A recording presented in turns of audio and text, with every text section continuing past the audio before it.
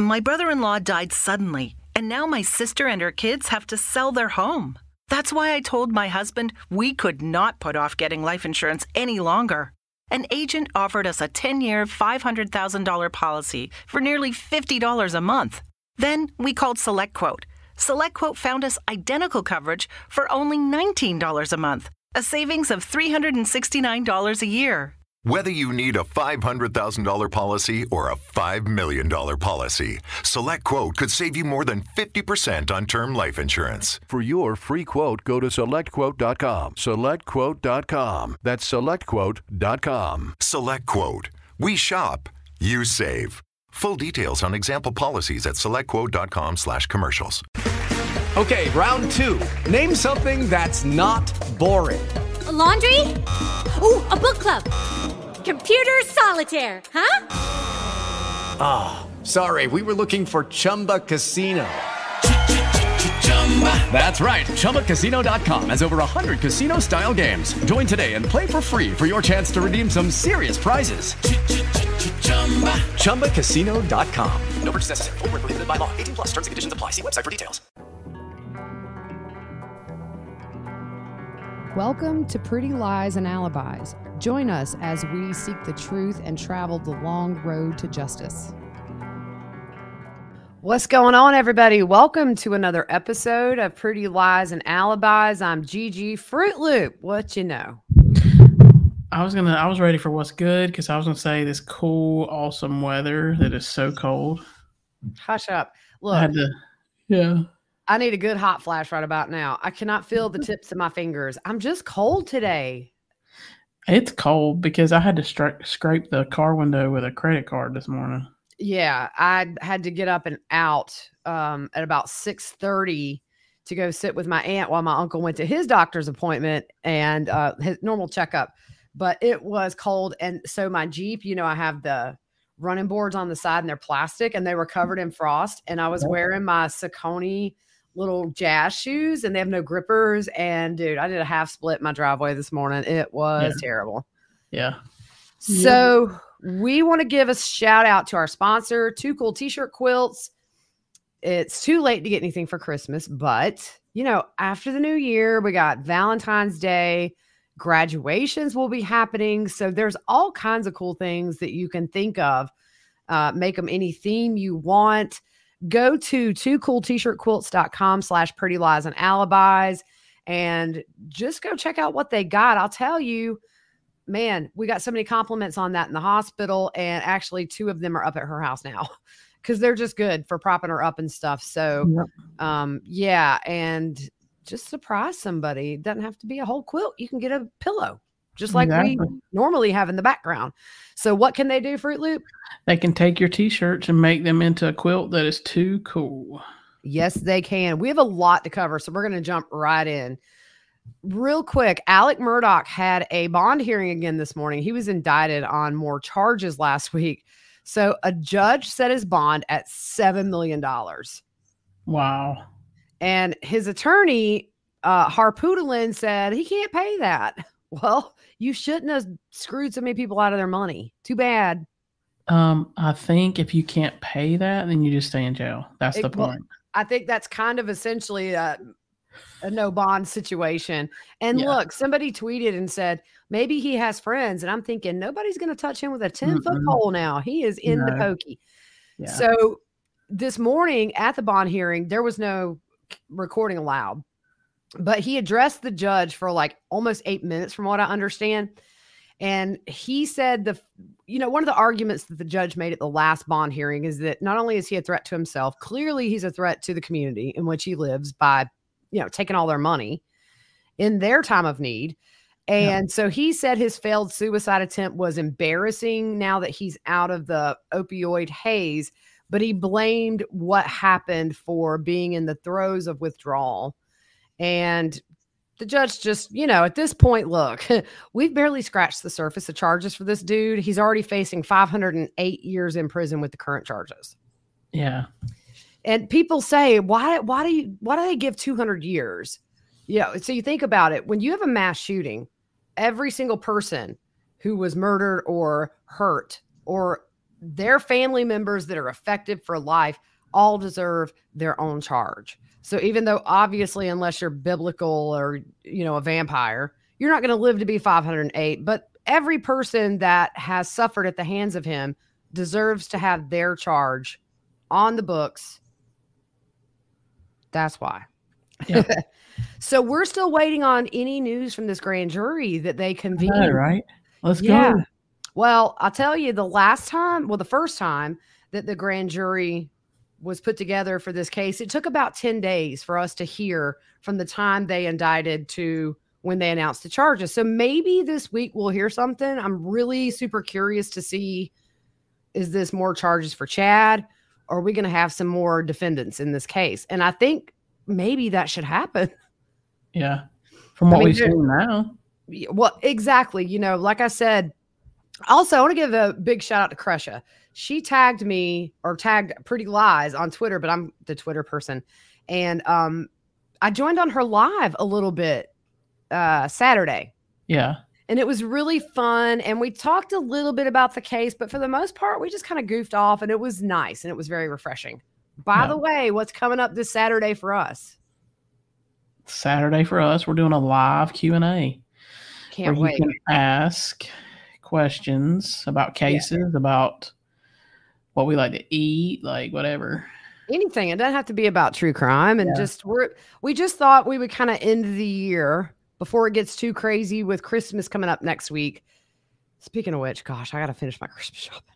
Me too. I have blown Etsy up today. I like to buy unique things for the kids. But anyways, so hopefully we'll hear something about that grand jury this week. I'm ready. By the way, got Dolly hanging with me today because I love me some Dolly. Everybody loves Dolly. Yes. We are so lucky to occupy the earth with that woman. So Pryor filed a motion to extend time for motions to be filed and heard. And apparently he just recently received the grand jury transcript from the first time around. But what was even, better to read is that he acknowledges a grand jury was reconvened. So I guess he's waiting like we are. There's also 2 hearings regarding motions to modify subpoenas. One is for William Dowling in Lori's case, I believe. Even though she's incompetent now, I guess things like this where it has to do with subpoena, it's not directly related to her personally, I guess, if I read it right. December 29th at 10 a.m., another motion to modify a subpoena to be heard at 10:30 a.m. So we'll keep an eye on that. Kay and Larry were on Court TV a couple of weeks ago, but then my aunt got sick. We had Josh Duggar, so we were really trying to keep that going. And we always want to keep Vallow together because we're trying to do these playlists on YouTube. And it was really good to see them on there. They both look great. We know Larry had knee surgery. I asked Kresha how he was doing. I think he's doing much better. So Vinnie Politan was interviewing them and asked how they were holding up around the holidays. And Kay said they were determined to have a good one this year. Both of their mothers died in 2018. And then in 2019, we had the startup around November of them looking for the kids. And I think at this point, maybe they're just wanting to have as good of a holiday as they can. Yep. When asked about the date in 2023, she said it doesn't seem far away and said they'll be at 18 months from the indictment, and she isn't surprised it will be over a year for trial. I think we all figured. It's not ideal for the families to have to wait. However, I think the thing for me is that it gives the prosecution another year to continue to find evidence and then to just solidify this case. Yeah. So as Kay is, which I love her, she's so awesome. She said regarding Pryor complaining about the amount of time Chad will have been in jail, she said, if you don't want to wait it out, maybe you shouldn't murder people. Mic drop. Yeah. Go Kay. Exactly. Sorry. Yeah. Yeah. If you want to be free, don't break the law. Yeah. Vinny asked Larry about being there for trial, and he said absolutely. Vinny talks about the grand jury being reconvened, and Kay said they didn't hear until a friend sent them a link to watch Court TV. They don't tell them those things, and she doesn't want to know because it makes them worry. Yeah, and I think maybe that's a good thing. Yeah, and I understand that. But I mean, we saw everybody thinks they get tips ahead of time and they don't. No, I mean, you know, you would think they would have a little more insider information, but you know, but like she said too, if they're constantly being bombarded with things that are going on behind the scenes, it never leaves you, I guess. And not saying that it does leave you, but I think that Kay and Larry are trying as hard as they can right now to get some normalcy in their life with all this hoopla surrounding them. And I understand that. I don't know that I would want to know at every turn what's happening. You just, you know, it's been so consuming. It's been what? 2 years since the kids, you know, I mean, actually December 13th, that we just passed when Alex died. Yep. I mean, not that I'm crying, but, and then also 2 years since they exhumed Tammy Daybell.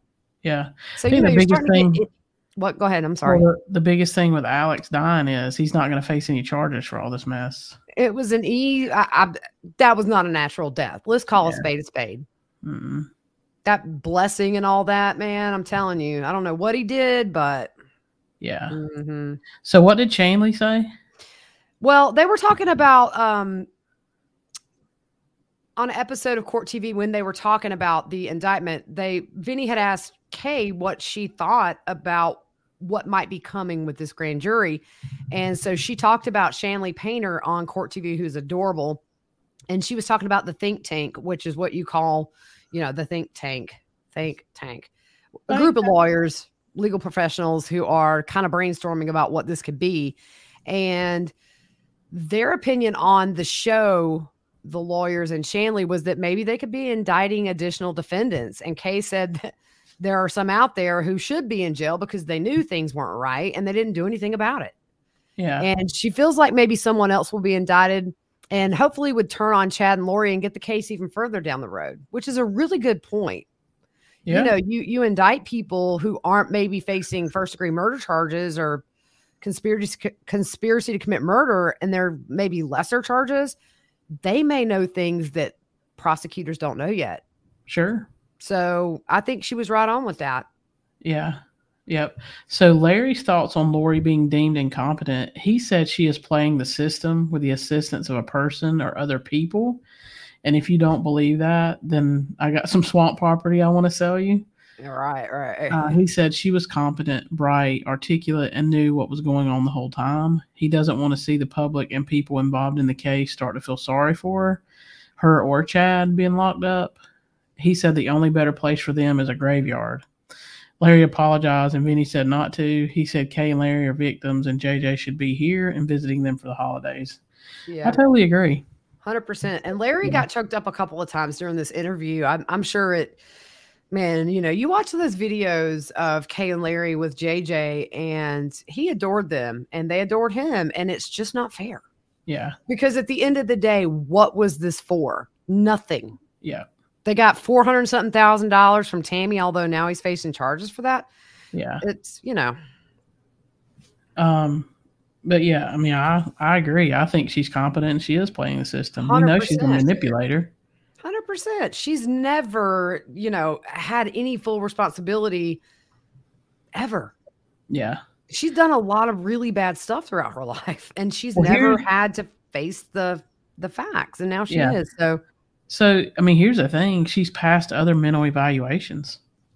Exactly. Right. With flying colors. And she was happy to tell the cops in Chandler, oh, I passed. Yeah. You know what I'm saying? So it only serves her right now to be incompetent for obvious reasons. And Kay and Larry are totally privy to that fact. Yeah. So Vinny asked what they thought the real motivation for the murders was.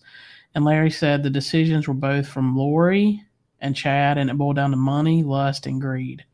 He got emotional and said that all she had to do was call him to come get JJ. Yeah. Yeah.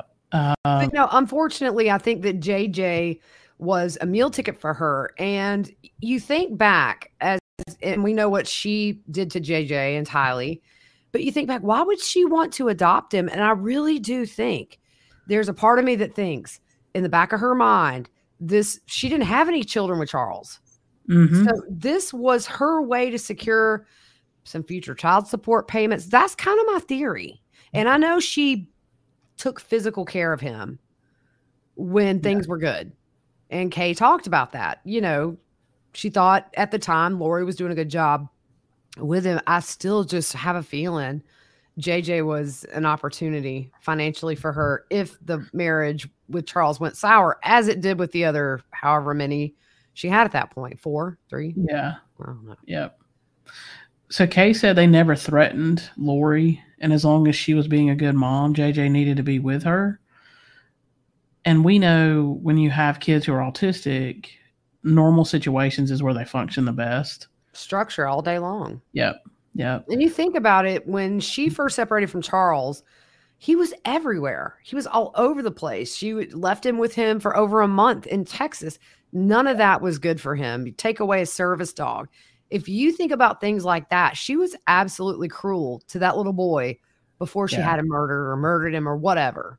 Yeah, exactly. So Kay said while they were parading on the beach in Hawaii and everyone is in the United States looking for JJ and Tylee, so she says there's no sympathy and they're done with her. Kay doesn't think she's incompetent, like what we just said. Larry didn't either. She's doing what she has always done and gives the example of what Lori did in court during the custody battle, snubbing her nose at the court the whole time, and yet she wasn't ever disciplined for it. And we've saw that time and time again. Oh, yeah. With Joe and that whole court stuff. Yeah. She was doing some evil, evil things to that man. Yeah. And so Larry thinks someone is helping her in this incompetency. I'm pretty sure he's alluding to Mark Means, but he probably don't want to say that on air. So we'll say it for you, Larry. One among maybe others. And he says she's just playing her same selfish game. And Kay wonders how Mark Means got in the hospital to see her because she's in a psychiatric hospital and she's incompetent. She should have no contact with Mark Means at all. It should be Mark Means talking to the psychiatrists who are treating her. Yeah. So, and like Kay said, and we said this before, if she can do that phone call, look up the number, do whatever, make the call, talk about her case, she's competent. Kay says she's as competent as me. And I agree 110%. Exactly. I totally agree. So we're going to jump into these Brandon documents again. It's been 2.5 weeks, maybe even 3. So just a quick refresher. We got all the way up to the point to where Brandon was shot at. And then we went back and looked at the phone calls and the text messages that were going out from Alex's phone between Chad and Lori. And so we're going to pick up here. And so this is on the day that Brandon was shot. At 9:02 a.m., Alex's personal cell phone messaged Lori's cell multiple times. And this included a 23-minute phone call. And this was during the time frame he was parked outside of Brandon's. Yeah. Waiting. Because if you remember, Brandon took his kids somewhere. Then he went to the gym and came home. So I think it was a couple of hours Alex was stuck out there. Yeah. Waiting on Brandon to come home. So from 9:19 a.m. to 9:25, Alex traveled south away from Brandon's address and made 2 calls to Chad's burner phone within that time. At 1:22 p.m., Alex traveled north throughout the Apache Reservation in eastern Arizona, and he got a phone call from Chad's burner phone. I've been through there. Here's the thing I'm wondering. I wonder if Alex knew he missed him. Because Lori, if you remember, she was Googling Brandon's name, shooting Gilbert. I mean, we'll never know, but I wonder if he knew he missed or if he thought, but then Brandon followed him. So maybe he knew. Yeah. Yeah. So at 7:53 a.m. and 8:12, Chad's burner phones showed communication as Alex drove into Utah with him. At 8:42 p.m., Alex and Chad communicated for a final time, and he was near Green River, Utah. So this same day at 1:25 to 1:32, this is when we see Lori and Chad on that surveillance footage at the storage unit. Yep. That's when they brought the wheel in with the tire and stored it. And she had rented this unit 24 hours prior to being seen on this video. Between 8:46 and 8:53 p.m., Lori's Gmail searched for man shot in Gilbert, Arizona on October the 2nd, 2019. No, it should be November. Yeah. And it also searched for AVC News Brandon Boudreaux. So maybe he thought he hit him. Yeah, I'm thinking but then again, she could be looking at like the police response or any news reports about an attempted murder. Who knows? Yeah. So I think I have these months wrong. Well, my question here is, why do you take that into storage then? They had these townhomes with these With the garage. garages that closed. I don't know. And then if you remember, they had all the kids' stuff in there too. Yeah. They had bikes. We didn't see him taking any of that stuff in. I wonder if maybe she had rented a separate one for that. I don't know. It's a little confusing to me. So I'm sorry, but it's dumb criminals what it is. It really is. Like, you can leave them in your garage or your home and not be seen doing anything, but yet you take them to a surveillance place that has cameras. Mm-hmm. That's just stupid. Yeah, it really is. That they're dumb criminals, and I'm trying. I mean, I'm glad they did it because it shows, gives evidence. But okay, I need to Google something. I'm sorry. I'm trying to get my dates. I think I screwed them up. You messed up a date? I thought Brandon was shot at in November. Well, we know. I've got October. Okay, so it is blah, blah, blah, blah. We know Melanie moved to October 2nd. Okay, so it was October 2nd. Yeah. Sorry, y'all. Because remember, she moved like near Halloween, right? That's right. Yeah. Okay, so October the 3rd at 4:28 a.m. This is the next day. The Jeep was driving northbound on U.S. Highway 20 near Rexburg. Yeah. So between... Go ahead. I was going to say, they're just tracking him all the way home. And it shows that he drove from Brandon's back to Rexburg. I wish he were alive, dude. Yeah. So between 2:11 and 2:14 p.m. on October the 3rd, Alex and Lori were seen on surveillance at the Self-Storage Plus. Alex and Lori removed the tire and a back seat from the storage unit. So, I mean, it's kind of funny now, but this is how we're getting so much context, because we remember seeing the booty tap between Lori and, or Chad touched her booty. And then the next day, remember, because we kind of were wondering, that back seat looked a little weird. And a lot of people thought it was a limb hanging out like a body part. Yep. So now we see within their world what happened leading up to this. Yeah. Crazy. So the same day at 10:30 a.m., Melanie was interviewed and denied knowledge of the attempt on Brandon, but was unable to explain the details of her day on October 2nd. She confirmed her relationship with Lori and Alex, but denied they were close, which we know is a lie. I mean, on the interview, she said she's like a mother. Yeah. Melanie didn't want to share their phone numbers because she believed their phones could be tracked and listened to. Well, if you've done nothing wrong, what does it matter? Well, yeah. And I mean, one theory that I've read that isn't a bad theory is one of the reasons they didn't charge her in the attempt on Brandon at that time when it happened, like a month or two ago. Is this maybe working in conjunction with this grand jury? A lot of people think Melanie knows way more, and I agree. Yeah. We've always agreed on that. Yep. In the interview with Brandon, he said he dropped one child off with Melanie before going to the gym, where he worked out for about an hour before returning home. During the investigation on the day of the attempted murder, a neighbor's ring cam captured the Jeep sitting idly at 8:27 a.m. and quickly accelerating at 9:14 a.m. And there was a witness heard the gunshot and saw the Jeep speeding away. Other neighbors hear the shot as well. One described hearing screeching tires. Yeah. So, I mean, Brandon, if you think about it, how lucky is he? Yeah. I mean, he really is lucky. Yeah. And Melanie wants to question why he went into hiding. Yeah. Exactly. Because if you watch that body cam footage, she pulls a play from Lori's playbook, which is, can I have a victim's advocate? Because I know you're going to feel sorry for me after I tell you all this. And then that officer was not playing games. He was like, you need to hush. And this is a mediation agreement. It has to be signed before a judge before it's valid and enforceable. And we still haven't made it through that. I don't even think we've started that, have we? See, I'm just so far behind. We have so much Vallow stuff. We got Vallow stuff probably to last us till the trial at this point. God knows what else is going to come out. Yep. So I think this is a good place to stop with all the updates we've done. And earlier in the episode, we still have a ways to go with this, probably at least a couple of more episodes, 2-3 more episodes. We'll go back to the Gilbert documents. As soon as that grand jury indictment comes down, if it's for somebody new, we definitely have a lot to talk about. Oh, yeah. Because if you think about it, Lori and Chad have pretty much all the charges I could think of for those kids right now.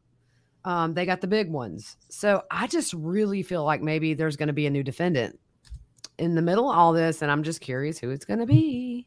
Oh, yeah. Me too. So, yeah. All right, guys. Well, we're going to keep an eye out for this grand jury. We'll be back tomorrow with another full episode. We're going to start making them a little bit longer now that life is sort of calming down. And lots more to go. I'm trying to think. Letitia, by the way, we haven't talked about this. Letitia had a hearing, Letitia Stalk, who's Gannon's stepmom who murdered him. And I guess maybe she refused to come to the hearing the other day. Well, they put out this thing. If she refuses, they're going to send the extraction team in and bring her to the next hearing, even if she has to be restrained. I'm here for it. Yeah, for real. Drag her out. Exactly. That's the thing with me.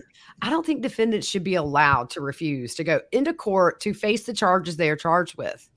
I think every time they should have to sit there without a mask on. Lori hid behind her mask the whole time. We haven't seen Lori's face in so long. No, because she's always got that mask on. And then now she don't show up at all. Right. God knows when that's going to come back. But part of that Letitia stuff was if you don't notify the court within 7 days of your hearing that you're not going to be there, bull. Right. Booty in court. Yeah, it's not. Oh, and then we had a Duggar sister who was charged with like endangering the welfare of a child. And look, I'm going to just put this out there right now. Apparently she was watching a bunch of kids at one time, and I don't know the circumstances. One of them ended up in the road. And so this happened way back in September. I totally think, and one of our followers on Twitter said this seems really timed. Yep. Like you get this guilty verdict for Josh. The family's under huge scrutiny right now, the parents at least. Yeah. And then, oh, by the way, Jessica got arrested or, got charged in September. So she has like a court hearing in January. I know cousin Amy, that's what I call her. She's the one that was just like, lock this dude up, essentially. Mm-hmm. She feels bad for her because she said, I know you were tired, stressed, whatever. And I'll tell you, remember that time Taylor snuck out at Thanksgiving and walked across the street and she was like 3? It happens. And I know it's not like ideal and you should maybe have some alarms on your door, which I did after. But, things like that can happen in a second. I'm not judging her for that. And I think compared to what her brother did, that was not intentional. So I kind of do feel like maybe they're throwing her under the bus because seems like Josh was the golden child, Jim Bob. Yep. Not no mo. All right, guys, have a good afternoon. We will see you tomorrow.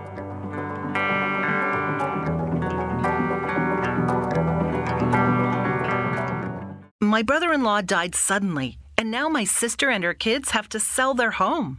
That's why I told my husband we could not put off getting life insurance any longer. An agent offered us a 10-year, $500,000 policy for nearly $50 a month. Then we called SelectQuote.